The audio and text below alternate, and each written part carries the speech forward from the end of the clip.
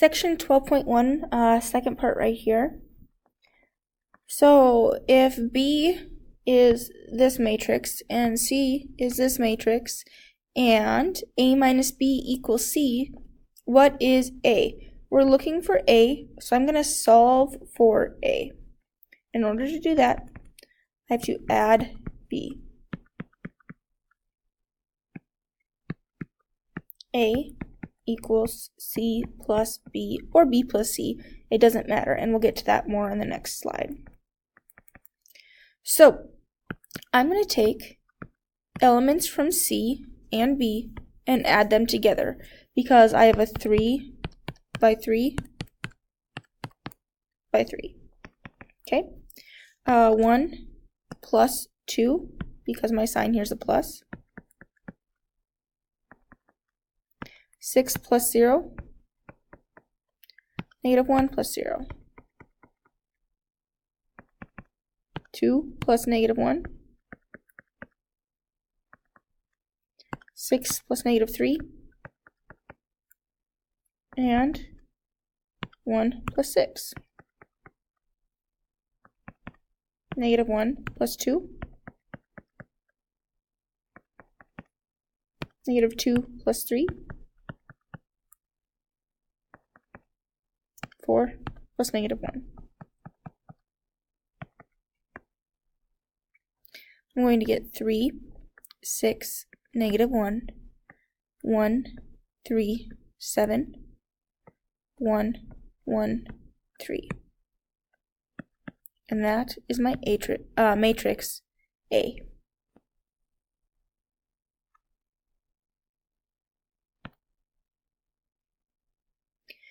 For m times n matrices, the additive identity matrix is the 0 matrix, O, or O sub m times n, with all elements 0. That means that when we add them up, guys, we get to 0. The opposite or additive inverse of an m times n matrix A is negative A, where each element is the opposite of the corresponding element of A. So, a couple things when we use these here. When we add these up, we're going to take 1 plus 0, 2 plus 0, 5 plus 0, negative 7 plus 0. And we're going to simplify to 1, 2, 5, negative 7, which happens to be exactly the same as where we started. So, that's one of our properties that we're going to talk about here in just a minute. If we add the 0 matrix, we'll get back to where we started. Second one here. 2 plus negative 2, 8 plus negative 8, negative 3 plus 3, and 0 plus 0. When I add these, I get 0, 0, 0, 0. So, if we notice here 2, negative 2, 8, negative 8 opposites, 0, 0, and 3, negative 3, they're all opposites. So whenever we add a number with its opposite, we get 0. So if we add an entire matrix with its opposite, where all elements are opposite, we get our 0 matrix. And that's called the additive inverse.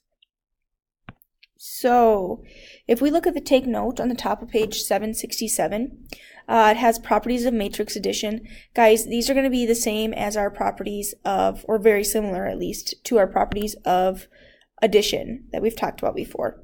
So, if A, B, and C are m times n matrices, then A plus B is an m times n matrix. That's our closure property of addition. So if we start off with an m by n matrix, so like a 3 by 2, a 4 by 1, however, and we add 2 together, we're going to end up with the same dimensions in our matrix. It's our closure property. A plus B equals B plus A. So it doesn't matter the order in which we add them, we're going to get to the same value. If we add up A plus B first and then add C, that's going to be the same thing as if we take A added on to B plus C added together first. So that's our associative property, our grouping. It does not matter which order we add. There's a unique M times M matrix O such that A plus O equals A plus O plus A. It's our additive identity, and that O matrix is our 0. For each A, there's a unique opposite negative A, where A and its opposite, or its additive inverse, equals 0, and that's our additive inverse property. So those properties are at the top of page 767 in that take note box. One more thing here is equal matrices. These have the same dimensions and equal corresponding elements. So if we look here, I have an example. 0.25 is the same as 1/4. It's written differently, but they mean the same thing. 1.5 is the same as 1.5.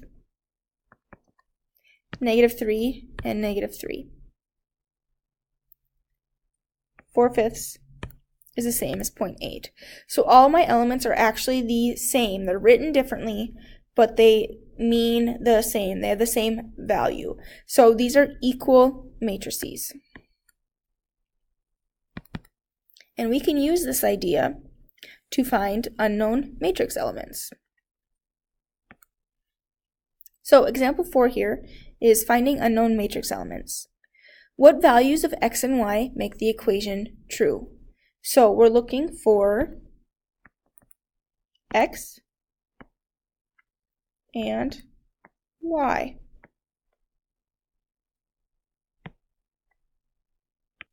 And we know that these have to be equal matrices because they are set equal to each other. Also, we see that 9 and 9 are the same, 10 and 10 are the same. So we can set our elements equal to each other. 3x plus 1 equal to 16. Solve for x.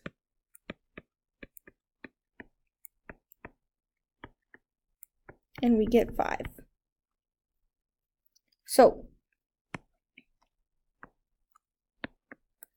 3 times 5 is 15 plus 1 is 16. Now we need to check for y. I can take corresponding matrix elements equal to each other if my two matrices are set equal together and we have equal matrices. So 2y minus 1 equals -5. Again, we're going to solve. We always get rid of everything that doesn't have our variable. So move our number part to the other side, then divide.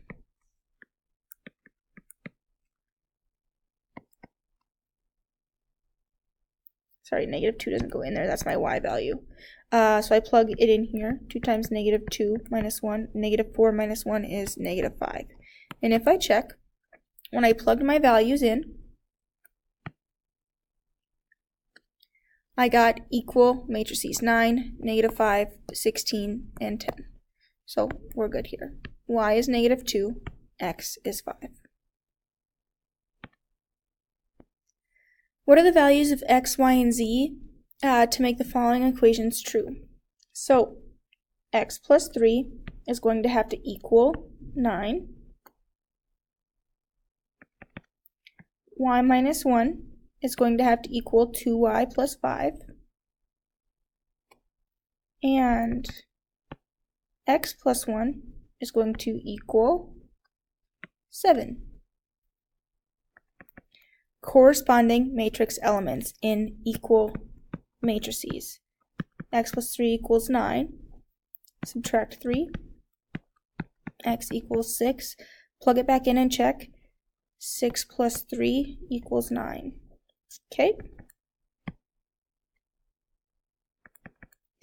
How about y minus 1 equals 2y plus 5? Again, corresponding matrix elements.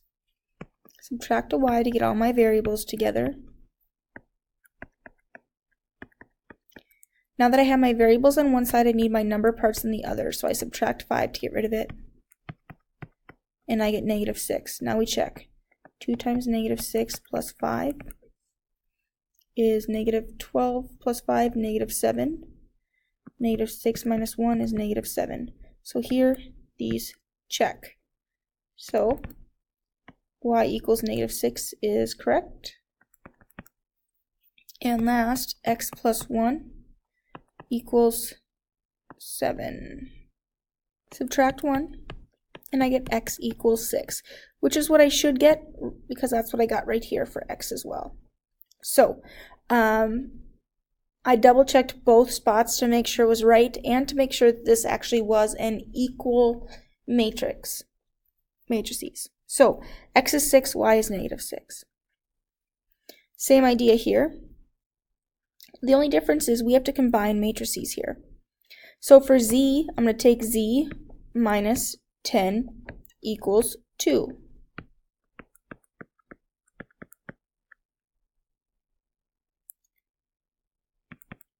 -3 minus -4. So -3 minus -4 equals 1. We get 1 equals 1. That one works, so we know these are equal, at least on that part. 3x minus x equals 8. And 0, let me try again. 0 minus 2y plus 6 equals 4y plus 12.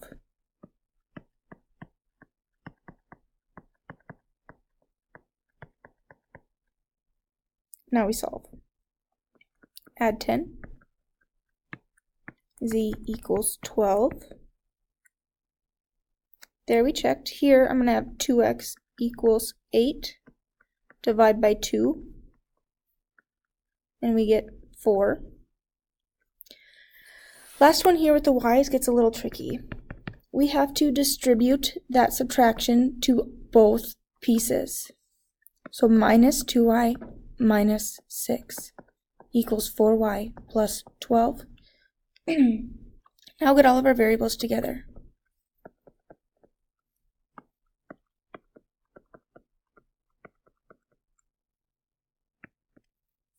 Subtract 12.